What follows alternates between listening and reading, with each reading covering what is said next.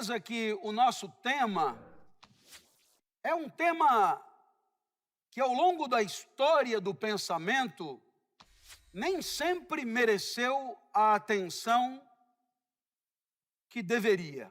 Então, nós estamos aqui manifestando que as paixões e os afetos são, sim, objeto importante de reflexão e têm enorme relevância para a vida de todos nós.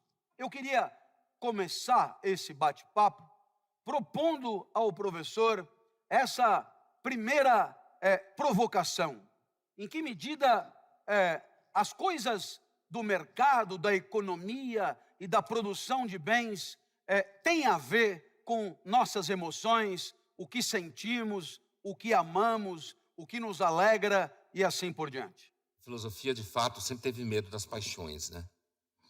Sempre teve medo das paixões, sempre viu as paixões como uma espécie de doença.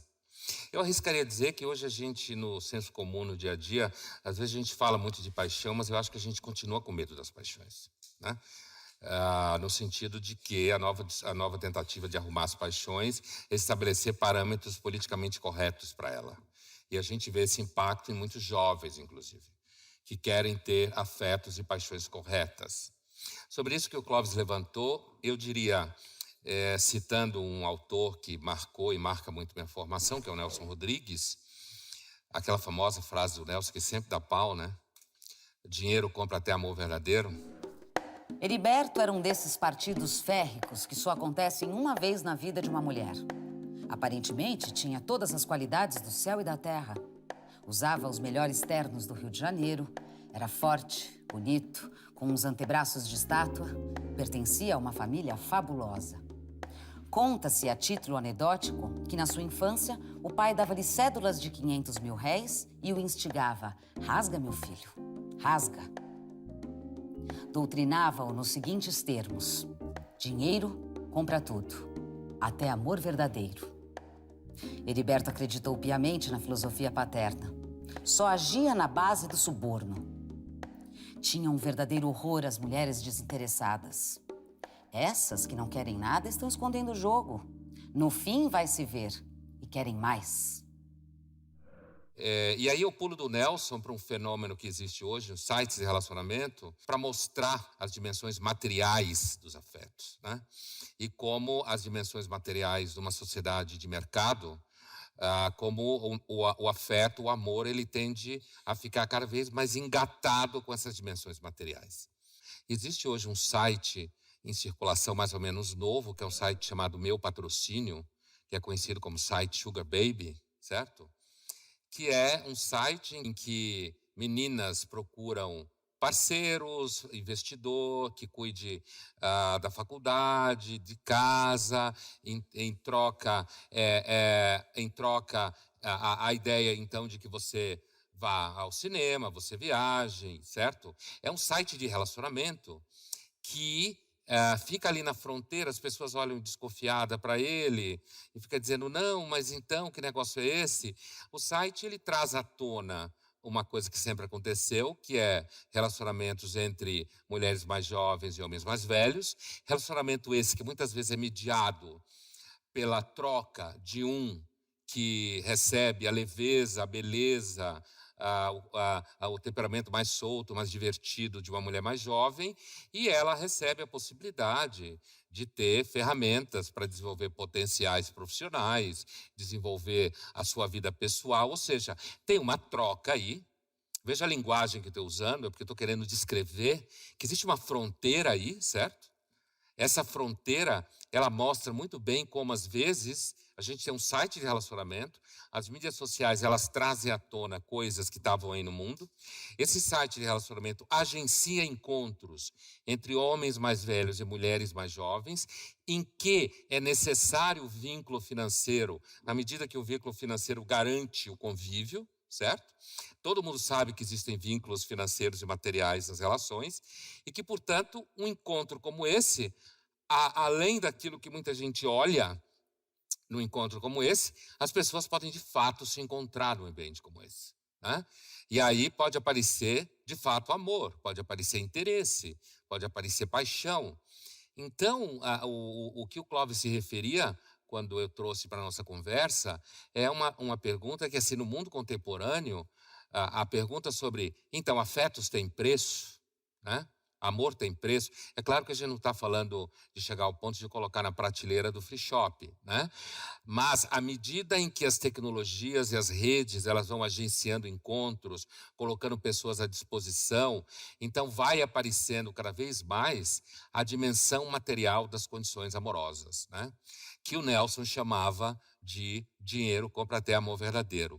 E o horror que isso causa, né? Eu acho que esse horror que essa frase causa é porque ela é humana, demasiado humana.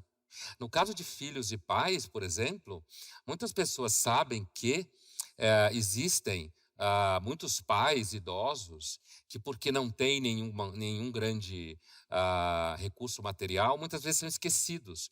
Enquanto pais que têm patrimônio, muitas vezes não são esquecidos, né? Então, essa zona de sombra, quando eu me referi ao site, essa zona de sombra quando eu me referi ao Nelson, essa zona de sombra quando a gente se refere a vínculos entre pais e filhos, quer dizer, eu acho que, na verdade, os afetos continuam sendo um problema. E é isso que eu queria dizer quando eu falei no começo, que muitas vezes eu tenho a impressão que a gente está marchando para o mundo e que as pessoas querem se curar dos afetos. A gente tem um certo medo dos afetos, e eu vejo isso principalmente nos mais jovens. Certo? Ainda que você tenha um discurso muito bonitinho sobre fazer o que você sente, há um certo pânico, uma certa desconfiança, uma tentativa de colocar os afetos no lugar certo ou no lugar correto, ou seja, ter afetos corretos. Eu entendo que pessoas, na realidade as pessoas boazinhas são pior do que as más, no sentido que as boazinhas provavelmente são mais falsas. Então, quando você se sente muito bonzinho com relação aos seus afetos, provavelmente você não está vivendo eles de uma forma um pouco fora da forma que você deve viver. Então, me parece que uma das coisas que mais falta na nossa reflexão com relação aos afetos e no mundo contemporâneo, é uma reflexão que de fato fale da experiência de fragilidade, da experiência de fracasso, ao invés da gente ficar desenvolvendo toda uma ciência da autoestima, que na verdade mais atrapalha a compreensão dos afetos do que ajuda. Quando dizemos eu te amo, nós amamos o que achamos que o outro seja, porque o que ele é nos escapa. No próximo bloco, somos então uma luta pela nossa alegria e uma luta por tudo que nos alegra. Uma luta, portanto, contra tudo que nos dá pequena, isto é, tudo que nos entristece. O que nos causa alegria? O que provoca as nossas tristezas? O filósofo Spinoza tentou entender os afetos que aumentam e diminuem a nossa potência de agir, as paixões boas e as paixões ruins. Mas seria possível esse gerenciamento prático dos sentimentos? Compreender os afetos é entender que a razão é insuficiente e que temos sombras que nos compõem. Por isso, é como se a filosofia quisesse regrar os afetos. Eles podem existir, mas só um pouco, só por aqui. Porque quando se apresentam de forma não organizada, desorientam a vida. O Spinoza acaba identificando na vida de cada um de nós um elemento que lhe é essencial. E assim, a própria essência da vida seria uma espécie de energia que disponibilizamos para viver a cada segundo. E essa energia Spinoza chama de potência de agir. E eu imagino que cada um dos senhores que esteja aqui nos ouvindo consiga identificar, fazendo assim uma análise de si mesmo, essa energia que nos anima, que nos faz pensar, agir, se deslocar, e mais do que isso, consiga identificar suas oscilações. Consiga perceber que tem horas que você está voando baixo, você está bem, você está, como eles dizem nas empresas, com sangue no olho, você está pilhado, você está motivado, e tudo isso quer dizer mais ou menos uma potência para viver em alta. Mas é claro, sabemos identificar também os momentos de queda, os momentos em que nossa energia rareia, momentos que nos aproximamos de uma certa, de um certo imobilismo, momentos de melancolia, momentos difíceis que nos custa reagir. Ora, claro está que essa potência de agir, ela oscila em função de variáveis que nos são interiores, que nos são internas, mas não só, porque se assim fosse, talvez não morrêssemos nunca. Nossa potência de agir oscila, e é importante que isso fique claro, em função do que acontece à nossa volta, em função dos mundos com os quais nosso corpo se relaciona, em função de outros corpos que entram em relação com o nosso corpo e que, de certa maneira, nos afetam. Nos afetam quer dizer, produzem em nós transformação, modificação tal que nos determina passagem para cima ou para baixo de nossa potência de agir. Uma criancinha acredita apetecer livremente o leite. Um menino furioso, a vingança. E o intimidado, a fuga. Um homem embriagado também acredita que é pela livre decisão de sua mente que fala aquilo sobre o qual mais tarde, já sóbrio, preferiria ter calado. Igualmente o homem que diz loucuras, a mulher que fala demais, a criança e muitos outros do mesmo gênero acreditam que assim se expressam por uma livre decisão da mente, quando, na verdade, não são capazes de conter o impulso que os leva a falar. Os homens se julgam livres apenas porque são conscientes de suas ações, mas desconhecem as causas pelas quais são determinados. É incrível como o mundo é rico nessa possibilidade de nos afetar. Então, basta que alguém chegue na sua frente do nada e diga: ousado, é impressão minha ou você engordou um pouquinho? E aí, você não sabe de onde apareceu esse gnomo do mal, mas a sua potência despenca imediatamente, né? E você aí percebe a fragilidade da vida. Então, é claro, estamos aí à mercê de mundos que vão aparecendo na nossa frente como um fliperama, né? Um fliperama e um fliperama em velocidade aceleradíssima. As coisas vão aparecendo e você vai dirigindo o teu automóvel tentando se aproximar daquilo que te faz bem, quer dizer, faz subir tua potência, e tentando evitar o encontro com aquilo que te faz mal, isto é, a pequena potência te aproxima da morte e assim por diante. Acho que você percebeu uma certa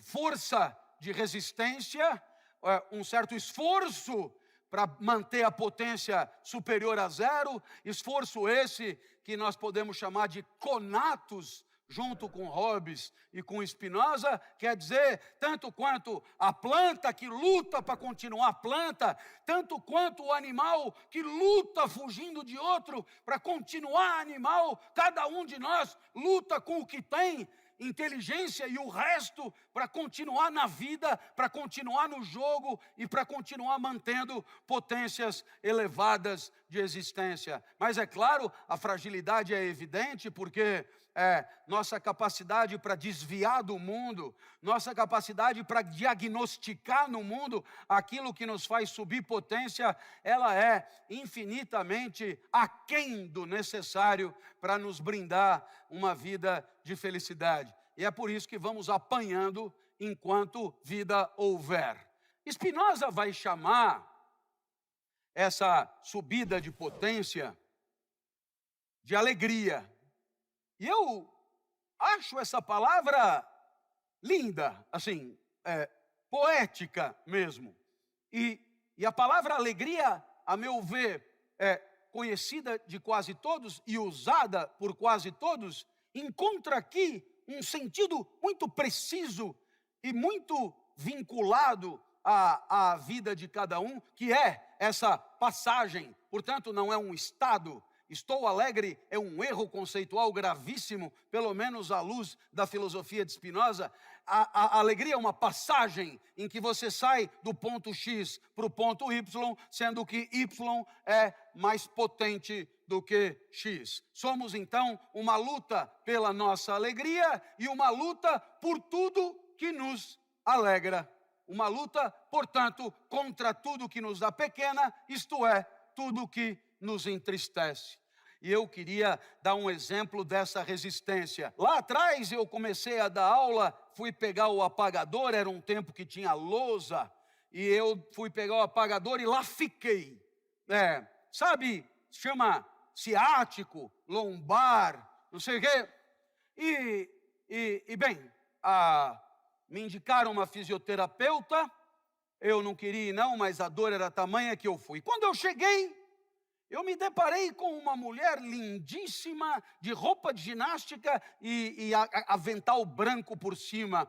E ela atendia um outro cidadão e ela disse, eu estou 3 minutos atrasada, você me dá um tempinho?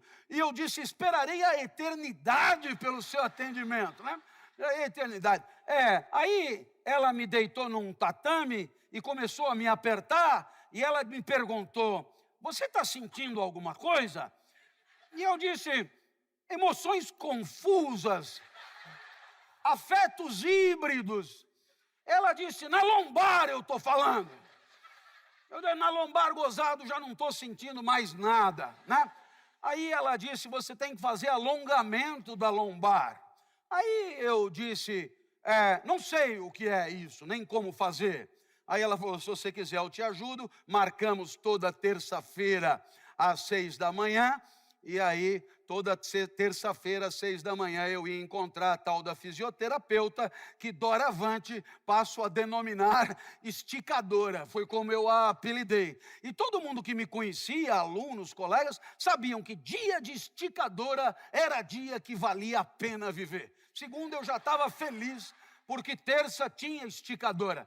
E é forçoso admitir, a esticadora aumentava mesmo a minha potência, fazia subir a potência, com tudo que isso pode significar de alegórico e spinozano ao mesmo tempo. Aí, eu acabei propondo terça e quinta, porque terça era pouco. Acabei fazendo alongamento de segunda a sexta, porque comecei a alongar a panturrilha, posterior da coxa, etc. Eu era super alongado. Numa sexta-feira eu virei para ela e disse, você gosta de comida japonesa? Ela falou, adoro. Então eu resolvi arriscar. Eu sempre me dei muito mal nesse momento. Todo mundo. Muito mal. Todo mundo muito se dá mal nesse momento. Eu virei e falei, você gostaria de comer comida japonesa comigo amanhã? E você sabe, a gente tende a se proteger daquilo que vai nos entristecer. Então eu meio que desliguei. E ela falou, é claro, mas eu não ouvi. Então eu repeti, quer comer no japonês comigo amanhã? Ela falou, você além de torto é surdo. Eu já aceitei. Fomos até o japonês, comemos sushi, sashimi, nos divertimos. E aí quando eu estava voltando para deixá-la em casa, ela saiu do carro e eu arrisquei e disse, você não acha que a gente podia se ver mais vezes? E ela olhou para mim e disse, a gente já se vê todo dia. Eu falei, mais vezes? Eu acho que ela concordou, porque a gente acabou casando e continua casado até hoje, porque somos uma luta. A gente faz força para encontrar no mundo aquilo que a gente sabe que nos alegra e fugir daquilo que a gente supõe que nos entristece. E a esticadora é assim, depois de tanto tempo, apareceu na minha frente, a potência sobe, e é isso que a gente chama de amor. No próximo bloco... Então, assim, as mídias sociais né? Quando você coloca a sua vida inteira nelas, você não espera um momento de estar nelas, você está desenvolvendo, me parece, uma forma de paixão triste. Não há diferença em ir 10 vezes ao cinema com alguém e trocar 30 mensagens pelo celular com ele. Não há uma diferença essencial entre um tipo de relacionamento e outro.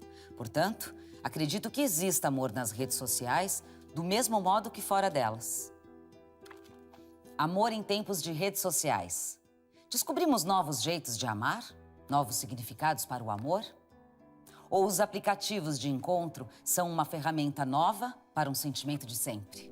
As experiências com as mídias sociais, elas são bem tipicamente humanas e são ambivalentes e são perigosas, né? Eu costumo, inclusive, dizer que quando você é uma pessoa que tem vida pública como nós dois aqui, outras pessoas, a gente tem que tomar muito cuidado com mídias sociais, né? Porque se você coloca a sua vida privada nas mídias sociais, o risco de haver contaminação é muito grande. Por quê? Porque as mídias sociais elas são uma enorme ferramenta de promiscuidade. E quando eu falo promiscuidade, não estou falando moralmente, não. Eu estou falando quimicamente, né? Mecanicamente. A espécie humana é uma espécie naturalmente promíscua, né? No sentido de que a gente se mistura. Se você não colocar barreiras, a gente se mistura. Quando você vê, já foi. E grande parte dessas misturas tem a ver, inclusive, com o processo dos vínculos afetivos, né? Porque os vínculos afetivos, como diz a própria ideia, afeto, afexo, afecção respiratória, né? Como se fala em medicina, patos, paixão, doença, é ali o lugar onde a gente perde um pouco o controle. Então, eu tenho a impressão que, assim, as mídias sociais, elas são hoje uma ferramenta enorme, um campo de afeto gigantesco. Tem pessoas cuja vida afetiva se dá quase que exclusivamente nas mídias sociais. As mídias sociais criam um ambiente novo, ou elas potencializam alguma coisa que está ali, né? A gente sabe em comunicação, o Clóvis trabalhou também em faculdade de comunicação, existe uma lei em teoria da comunicação que é o meio é a mensagem, né? Um clássico, todo mundo que trabalha em comunicação sabe disso. E existe uma mensagem no meio que é a mídia social, a mídia, falando do ponto de vista técnico, a ferramenta, a plataforma, a mensagem desse meio é tudo pode. Tudo pode acontecer, tudo pode ser feito, ela é meio incontrolável. Todo mundo que já, por um momento, daqueles momentos de esticamento, você resolveu bater uma foto da potência elevada, e aí você bateu a foto se sentindo super potente e a foto vazou, né? Ainda bem que você não fez isso. E aí quando vaza, nunca mais saiu das mídias sociais. Então as mídias sociais, elas dão a nós uma experiência de eternidade infernal, que é a eternidade daquilo que você coloca lá, nunca mais sai, nunca mais desaparece. Por mais que você queira tirar, você não consegue tirar. E isso muitas vezes produz nas pessoas uma sensação de perda de privacidade. Eu não acho que as mídias sociais, enquanto tais, elas criaram uma realidade afetiva que não existia.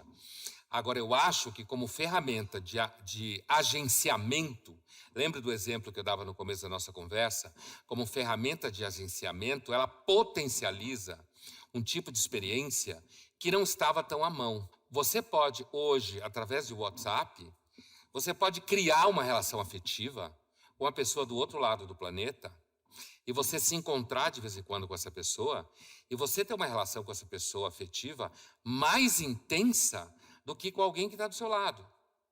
E é interessante porque a própria distância física mediada pela conversa no WhatsApp parece criar uma câmara de eco, como se fala em estudos de mídias sociais, afetiva. Porque como você está à distância e ao mesmo tempo você está perto, como você acompanha cotidianamente aquela pessoa, inclusive através de fotos, vídeos ou textos, a ideia de que as mídias sociais necessariamente são um espaço de dissipação de afeto me parece um pouco equivocado. É claro que você dissipa afeto nas mídias sociais. Você dissipa afeto no sentido de que você produz mentiras sobre você, que é uma plataforma que serve muito ao narcisismo, que você cria vidas que não existem, né? Através de uma criação de personagens ali no mundinho que vai ser reproduzido nas mídias sociais. Mas, indiscutivelmente, elas como ferramenta, elas entram na vida afetiva e elas ampliam a potência do afeto nesse sentido. Porque você pode, muitas pessoas tiveram essa experiência, você pode conhecer alguém de um lugar distante, você estabelecer um vínculo afetivo forte, as redes, no caso, as ferramentas de redes, você estabelecer e ampliar esse vínculo, produzir encontros físicos reais a partir daí, voltar para os encontros mediados pelas mídias sociais e, no entanto, essa experiência ela será absolutamente verdadeira. Então, assim, as mídias sociais é alguma coisa que você deve manter uma certa distância com elas, né? Quando você cola muito nelas, no sentido social da palavra, ou seja, você depende delas para tudo, você coloca a sua vida inteira nelas, você não espera o momento de estar nelas, você está desenvolvendo, me parece, uma forma de paixão triste, no sentido que ela vai acabar sugando sua vida real e você vai acabar tendo uma experiência de vida que é completamente fora da possibilidade de vínculos concretos. Então, veja que eu falei duas coisas aqui que aparentemente podem ser opostas, mas elas não são. Ao mesmo tempo que você pode ter um tipo de experiência com as mídias sociais que aumente e amplie o seu campo de afeto, na medida em que esse campo de afeto também será habitado pelo vínculo offline, certo? Na medida em que você mescla mídias sociais, redes, com experiência concreta, eu quero dizer fora das redes, com pessoas ao seu lado mesmo, reais e tal, aí me parece que as mídias sociais se transformam numa ferramenta de ampliação da vida afetiva, inclusive do ponto de vista etnográfico, certo? Geopolítico, né? Agora, se você se torna um adicto, e por que tanta gente se torna adicto? E a drogadição é do âmbito dos afetos. Por quê? Porque a gente sofre, no mundo contemporâneo, de um enorme sentimento de invisibilidade, né? A gente se sente anônimo, a gente se sente irrelevante. São tantos de nós, nunca existiram tantos homo sapiens à face da Terra, certo? As mídias sociais, elas acabam fazendo com que as pessoas tenham uma espécie assim de glamorização de R$ 1,99, né? Da própria vida. Então, eu acho que a adição às mídias sociais, digamos assim, a dimensão um pouco sombria desses vínculos afetivos com as mídias sociais e dentro das mídias sociais, ele se transforma num vínculo, me parece de alguma forma negativo ou triste, se eles não forem, ao mesmo tempo, permeados por realidades concretas em que pessoas reais se encontram, certo? E, nessa medida, você tem aí, me parece, uma verdadeira função social das mídias sociais, que é fazer pessoas que não se encontrariam, se encontrarem ou conviverem mesmo que à distância, né? Existe a traição virtual via rede social? Como seria isso no aspecto moral? Olha, se alguém pode considerar que você foi infiel a uma pessoa, e aí eu vou lembrar um filme antigo, De Olhos Bem Fechados, com Tom Cruise e Nicole Kidman, em que quem lembra bem desse filme vai lembrar que todo o trajeto do marido dela, que é um médico, né, oftalmologista, inclusive, isso é muito interessante, do Tom Cruise, é porque ela conta que num dia que eles estavam num restaurante, assim, ou num hotel com a família e tal, ela viu um oficial da Marinha entrar no restaurante e ela ficou completamente louca de tesão por esse oficial da Marinha e que, se ele virasse para ela e dissesse lá que seu marido e seus filhos, ela largava. And now you're trying to make me jealous. You've never been jealous about me, have you? No, I haven't. Isso lança o personagem do Tom Cruise na aventura que ele vai fazer ao longo do filme. Então, se uma experiência de alguém que conta para você que ela tem fantasias de estar com outra pessoa, você pode viver na sua fragilidade do afeto uma sensação de traição, quanto mais numa traição virtual. Então, a impressão que eu tenho é que sim, na medida em que grande parte da vida é mediada por ferramentas virtuais, as pessoas podem sim ter a sensação de que elas são traídas se o seu parceiro ou a sua parceira tiver um vínculo virtual, né? Além do mais, se você imaginar que grande parte das pessoas hoje vivem vida virtual. É claro que você pode fazer dentro dos seus mecanismos de lidar com isso, você pode fazer contas na sua cabeça e dizer, mas na verdade ela não me traiu. Melhor que ela só fez isso na internet. É melhor que ela fez isso só no WhatsApp, porque se ela não tivesse feito isso no WhatsApp, talvez ela fizesse na vida real. Assim como, ainda bem que ela só fantasiou, porque se ela nem pudesse fantasiar, talvez ela fizesse na vida real. Então, assim, diante do fato que me parece que os afetos sempre falam, filosoficamente na sua origem, inclusive, de um certo risco de desordem, a traição virtual, ela pode ser inclusive um mecanismo onde uma certa traição se aloque no plano de uma certa fantasia um pouco mais real, mas que nunca aconteça. Mas a pessoa que descobre provavelmente vai se sentir traída também. Inclusive porque você deve levar em conta que ela não necessariamente sabe o alcance dessa traição. Ela pode ter pego mensagens, ela pode ter pego e-mails, ela pode ter pego posts, o que for, mas ela não sabe com clareza em que medida isso foi, entre aspas, só isso, né? Porque há uma grande tendência de aquilo que acontece nas ferramentas de mídias sociais extravasar para a realidade social enquanto tal. Então, portanto, me parece que sim, é possível que uma pessoa que pegue o seu parceiro num tipo de relacionamento virtual, ela se sinta atraída, inclusive porque ela não vai ter certeza até que medida aquilo é só virtual. Existe traição quando há um desalinhamento entre uma conduta de qualquer tipo com algum acordo estabelecido anteriormente. Pacto, promessa, etc. Portanto, toda a traição tem, digamos, uma referência de convenção, convencional, de tal maneira que, a rigor, você pode, nessas convenções, você pode estabelecer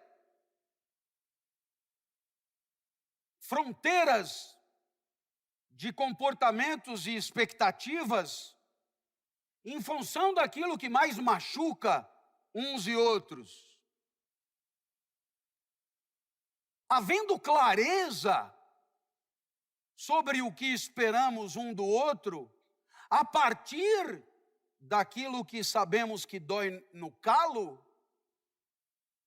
fica mais claro diagnosticar mais para frente o valor moral da conduta a partir do pactuado antes. Na hora que o pactuado é difuso ou confuso, disso podem se servir uns e outros para se abrigar nas fissuras do entendimento e auferir aí benefícios profundamente entristecedores para o outro. Assim, sou partidário de relações com regras claras de funcionamento. Tudo isso pode parecer meio jurídico demais no começo, mas é garantidor depois do que podemos e não podemos esperar do outro. No próximo bloco... O amor prático é um amor sem afeto amoroso. Já que não ama, faça como se amasse. Existe uma proposta de felicidade no mundo contemporâneo de que se trabalharmos, se construirmos, tudo vai dar certo. Mas nunca dá. As pessoas acham que têm direito a tudo, inclusive a serem amadas. Mas ninguém tem direito a absolutamente nada. Não temos garantias do amor, nem de amar, nem de ser amado. E quando ele faltar, nos restará o ódio? A indiferença? A proposta do filósofo Kant seria de criar um amor racional, baseado nas virtudes morais. Um amor prático. Amor prático. Quando eu me deparei com essa expressão, eu imediatamente me interessei por ela. E então, lá fui eu atrás de tentar entender. E aí o que foi que eu consegui deduzir da ideia. A ideia é que quando você ama alguém, amando está tudo certo. Ame e o resto está tudo permitido. Porque o amor, entendendo o amor dentro de uma perspectiva de muita entrega ao amado, o amor bastaria para assegurar uma relação boa, harmônica e, digamos, com cotas de felicidade bem distribuídas entre os que se relacionam. Então, o amor bastaria, mas é forçoso reconhecer que nem sempre amamos as pessoas. Em outras palavras, nós temos que dar conta de equacionar a vida entre nós, a convivência entre nós, mesmo na hipótese de não haver amor. Parece óbvio, mas é interessante frisar. Então, eu pergunto a você, se eu não amo você, isso não nos colocará em posição de enfrentamento imediato? Podemos encontrar uma solução que não seja uma solução regida pelo afeto amoroso, mas que nos dê condições de uma convivência harmônica e respeitadora reciprocamente. Então, aqui vem a ideia do amor prático. O amor prático é um amor sem afeto amoroso. Em outras palavras, isso significa o quê? Já que não ama, faça como se amasse. Vamos imaginar o seguinte. Vamos imaginar alguém que ame profundamente outra pessoa. Então, eu vou destacar aqui agora minha filha Natália, a mais nova dos meus 3 filhos. Então, eu amo Natália demais da conta. E aí o que eu percebo? Eu percebo que toda vez que eu viajo, eu trago alguma coisa para ela. Ora, como eu viajo todo dia, eu trago todo dia uma coisa para a Natália. Às vezes até meus clientes que me contratam para palestra, já sabendo disso, já trazem o presente da Natália. Bom, o que falseia um pouco o que se espera do amor, mas resolve um pouco também do meu problema. Então, eu me lembro de uma tia um pouco despeitada, dizendo, puxa, como você é generoso com a Natália. E aí eu disse, engano seu, senhora, não há generosidade alguma, o que há é amor. E é por amor que eu trago para a Natália esses presentes. Agora, é perfeitamente possível que na convivência não haja amor. Mas é perfeitamente possível que na convivência haja a disposição para gastar um tempo com alguém, facilitar a vida de alguém, trazer alguma coisa que ajude a vida de alguém, dizer algo que diminua a angústia de alguém, mesmo sem amor. Então perceba, já que não ama, faça como se amasse. A generosidade é virtude moral que imita claramente o comportamento de quem ama. Assim que se deve entender os passos da Escritura, em que se ordena que amemos o próximo, mesmo nosso inimigo.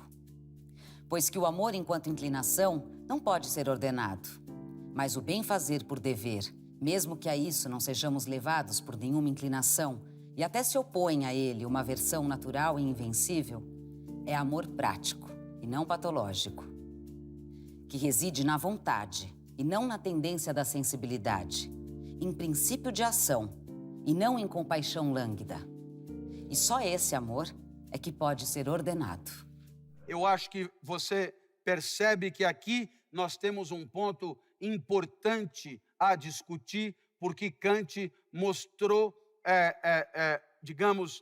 um aspecto da sua reflexão que corajosamente põe para conversar razão prática e afetos e inclinações. Eu queria só à guisa de conclusão, lhes propor a seguinte reflexão. Imagine que a ética seja mesmo um entendimento entre 2, 5, 5 mil, 5 milhões, sobre os limites da ação de cada um para que todos tenham uma convivência potencialmente feliz. Imagine que a ética seja, portanto, o resultado de uma inteligência compartilhada que busque aprimorar a convivência, vale para 2, 5, 50, 5 milhões, não importa. Imagine, portanto, que você parta de uma premissa que dá a todos condições mais ou menos parelhas de uma interação feliz, é um valor superior a ter prazer o tempo inteiro, não importa como, buscando de maneira aguerrida, mas talvez canalha, a satisfação das suas pretensões.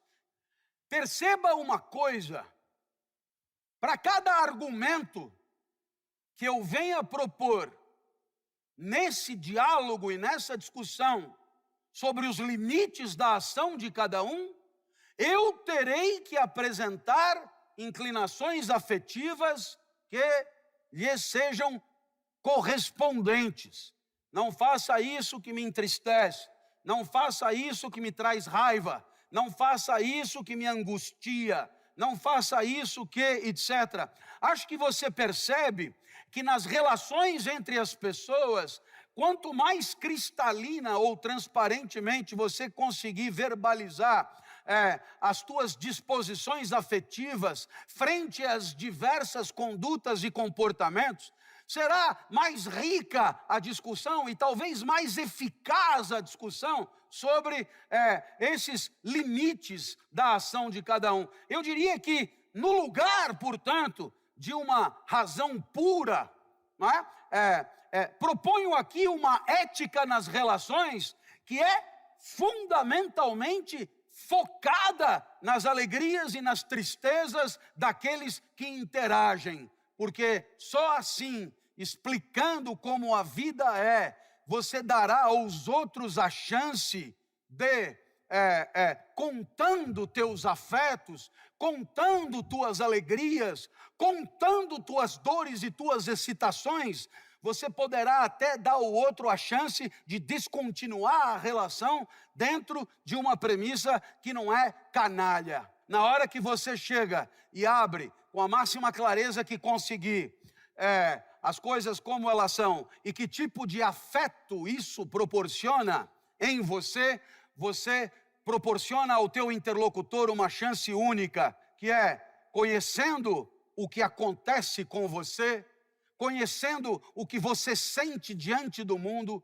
conhecendo as alegrias e as tristezas que você tem diante do mundo, conhecer o que você tem de mais essencial e mais genuíno, e com isso dar a essa pessoa a chance de apostar em você, tal como você costuma se deixar afetar, ou então descontinuar a relação por perceber não se tratar daquilo que você imaginava. Há, portanto, uma ética nas relações a desenvolver.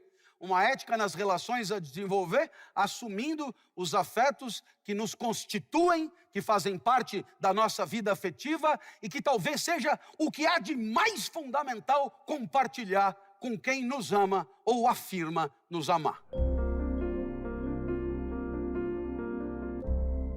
E eu queria, professor Pondé, que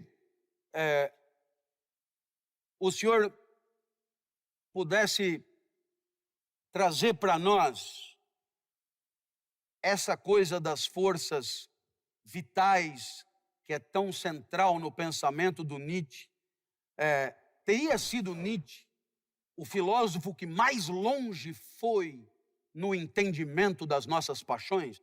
O Nietzsche é talvez o maior filósofo romântico de todos, né? E talvez, de certa forma, um antípoda do Kant, em alguma medida. Para o Nietzsche, a ideia de uma vida moral a partir de valores que estão exteriores a você é, na realidade, fruto de ressentimento. Portanto, é fruto de tristeza. Eu acho que o papel do Nietzsche na reflexão sobre a filosofia dos afetos é fundamental, né? O Nietzsche é talvez o filósofo que, depois de um longo trajeto, mesmo levando-se em conta Spinoza, que permanece um filósofo bastante no âmbito da razão, o Nietzsche é um filósofo que faz um resgate radical das paixões. Não é à toa que ele era trágico, né? Filósofo trágico. Ao mesmo tempo, não um trágico à la Schopenhauer, um trágico que pensava uma tragédia alegre. E a virtude essencial, eu acho que a paixão essencial na filosofia do Nietzsche é a coragem, né? A coragem de você enfrentar uma vida que talvez não tenha sentido, talvez não tenha método, certo? Talvez a tentativa de você buscar significado fora do instante que você está vivo, imediato, seja uma tentativa de matar o instante que você está vivo, imediato. Portanto, de certa forma, o Nietzsche também é um filósofo utópico, né? Porque não existem super-homens andando pela rua. O que existem são pessoas que tomam ansiolíticos, na verdade, né? Mas, como horizonte, me parece que o Nietzsche é o filósofo que resgata e dá um lugar de dignidade às paixões, inclusive no sentido profundamente romântico, que a vida das paixões só é vida das paixões de fato quando você pode, inclusive, morrer de amor ou morrer pelas próprias paixões. Ora, o homem é o animal mais corajoso. Por isso venceu todos os outros animais. Ao som da fanfarra, triunfou de todas as dores. E a dor humana é a mais profunda das dores. A coragem mata também a vertigem à beira dos abismos. E onde não estará o homem à beira dos abismos? Não é o próprio olhar abismos?